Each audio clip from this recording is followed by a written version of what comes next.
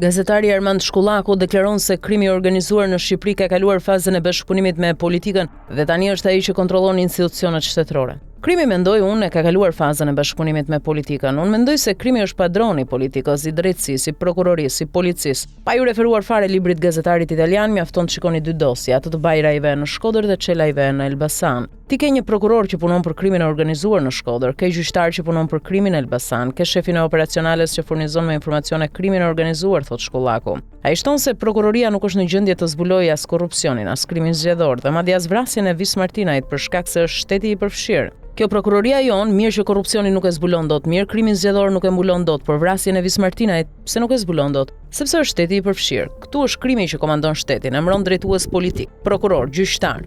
Tani është krimi që emëron ata me cilët krimi do të punojë. Po të marrim rastin e Ergys Çyrbjas, një kriminal. Hajri i thot eksponentit PS-s, mos u shqetëso se do flasim ne me Ramën dhe do jesh i pesti në listë. Dhe vërtet ishte i pesti dhe doli deputet. E kur bën një vrasje, ai e strehon në shtëpinë e vet dhe i çonte disa kostume një prokuroria e një gjyqtari, deklaron Shkullaku. Gazetari thot se krimi nuk është i shqetësuar në Shqipëri sepse emëron vetë drejtuesit e lartë politikës dhe grupin parlamentar të mazhorancës. Po emërove drejtues të lartë politikës, po bëri grupin parlamentar të PS-s, bën dhe qeverinë. Vendos që dhe një person i panjohur që ti e kandidon do të marrë vota më shumë se Edi Rama. Atëherë për çfarë i duhet krimit të vraset bëj presion, thot gazetari.